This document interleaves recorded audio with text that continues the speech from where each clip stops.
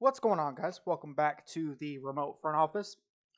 Today we are going to do a little bit of a recap as far as first couple of days of the Las Vegas Summer League have happened, um, and then also we do have a Jalen Brunson contract extension to talk about. Before we get into all this, if you guys are new to the channel, make sure to like, comment, subscribe. Um, During the off season, at least, pending breaking news, we will be live, or you guys will have videos 1 day a week. Once we get ramped back up into the season, we'll go to 2 days. And then still, obviously, if there's breaking news, then obviously we will do like trades or anything like that. We will do emergency pods for those. But let's go ahead and start with the Jalen Brunson extension, right? So this happened on, I believe it was Friday. Let me double check my dates here. Yeah, it was Friday. So I was listening to a couple of podcasts. There was like the Zach Lowe podcast, and just a couple other guys were talking about how Jalen Brunson could get an extension right now, right?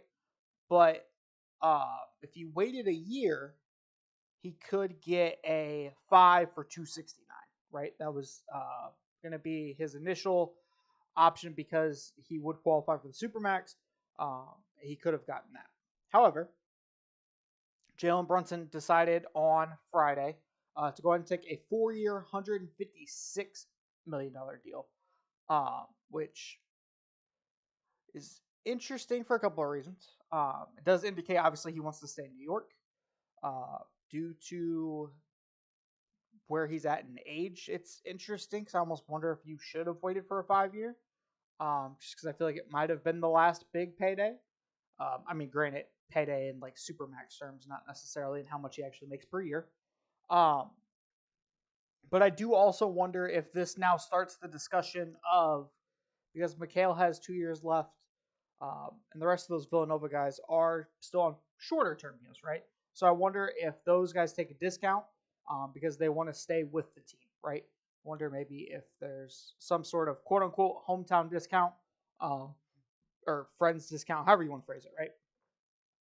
Because clearly this man left like 100+ million on the table, about 113 is the amount, right? So clearly it shows that he is making a promise to New York that he wants to stay. It's making a promise to his teammates he wants to stay, all of that sort of stuff. I do wonder maybe if the Mikhail one, at least we start hearing rumors of him taking less.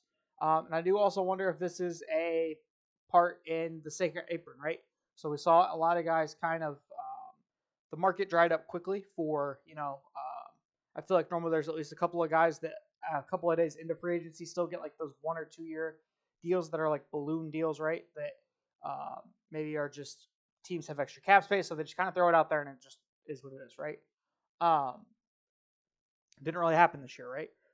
We did get a deal a little bit after this where KJ Martin ended up getting a 2-year, $16 million deal to return back to the Sixers.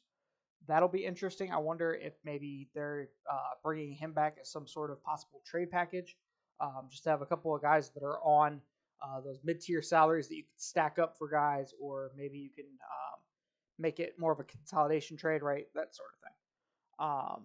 Obviously, I like the idea of bringing him back. I don't see why not, especially at that number. I think it's fine. There's not really a whole lot of other signings. Taj Gibson still gets a job. It is not with why can't I think of his name? The Tibbs. I don't know why I blanked on Tibbs' name. But yeah, so Taj Gibson is going to the Charlotte Hornets as sort of a mentor for just the locker room in general, as well as maybe some more guidance for Mark Williams in that core. However, we did have Summer League going on these last couple of days. I know we had the California Summer League initially, but the last 2 or 3 days has been the Las Vegas Summer League. It's been interesting. I did just watch the Bulls and Warriors game. Pods looked really, really good.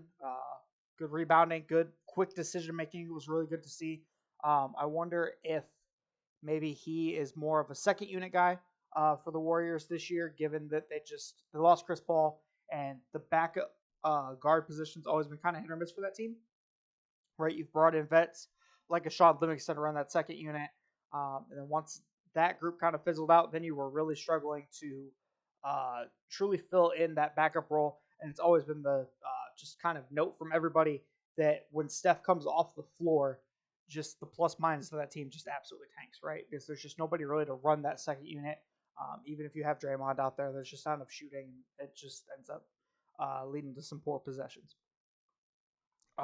He showed a lot of promise today. Trace Jackson Davis showed a lot of promise today.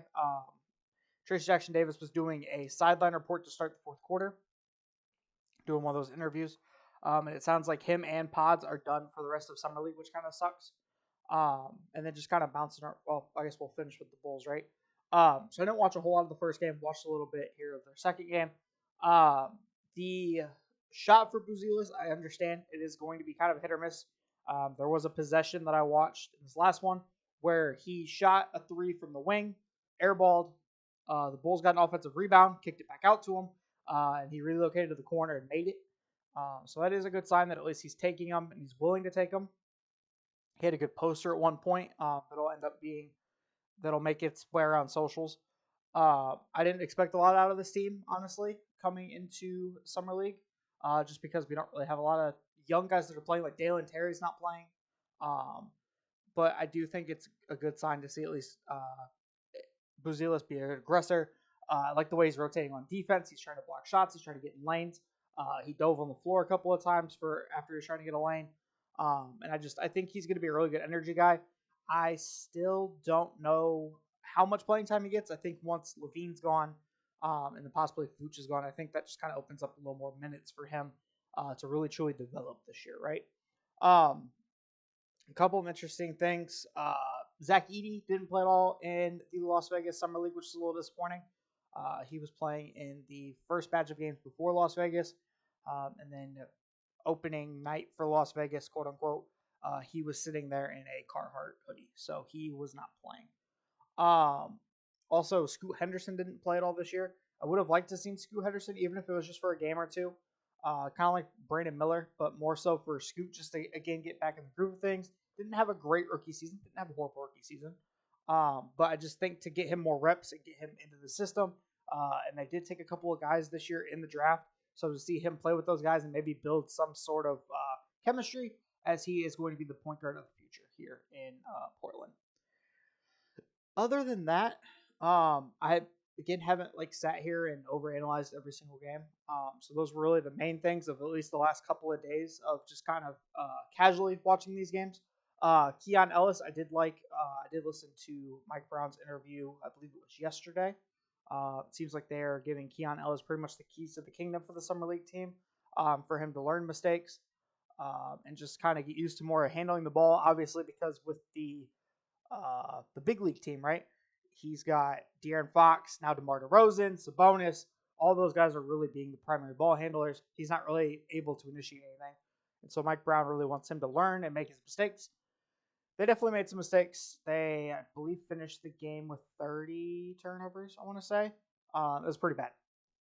It was a lot of turnovers. It was a pretty brutal game to watch. But other than that, I have seen Kevin Knox played at least okay in limited minutes today for Golden State. It seems like there are a handful of guys that are at least, engaged, fighting for roster spots. Rob Dillingham's another one that I kind of wouldn't be surprised if he only plays maybe one more game. I don't think he'll play a whole lot more. He came out tonight firing pretty well. Yeah, I think it was 6 minutes. He had 8 points and 4 assists. He shot really bad the first game, but I think it's just kind of nerves. That's not really a huge issue for me. I did like the aggression I saw tonight. I did also, in hearing Jamal Crawford comment that game, they just kind of texted back and forth and trying to get him into a rhythm. And then they had John Wall on at one point, and John Wall was kind of pointing out the things that he had mentioned to him. So it seems like he's got a lot of vets around him that at least will kind of teach him the ways of how to go in the league. And I think it's good that he's not going to have a whole lot of expectations year one, right? He's not a guy that's starting right away. He's coming off the bench. He'll be next to Ant. He'll be next to Mike Conley at times, I'm sure. He'll have Gobert with him, and just a lot of vets. Kyle Anderson would have been a big help to him, but he's not on the team anymore. I just think that all in all, that roster as a whole, he's not going to be expected to do a lot. Now, come playoff time, I feel like he may get picked apart a little bit. Maybe that's where we see some of the flaws come in. But other than that, I think just in general, him being able to develop in that situation. And I think Chris Finch will do a really good job of mentoring him there. But that is really all I've got for the beginning of Summer League. We will have another episode come next Monday that'll have a little bit more of a recap if there's any trades, stuff like that. We will get into that. But yeah, we are officially starting to get into the dead season here. If you guys are college football guys, enjoy tomorrow. Or, well, I guess it'll be today when you guys see this. Enjoy your college football release day. But yeah, I will catch you guys in the next one. Appreciate everybody coming through. Peace.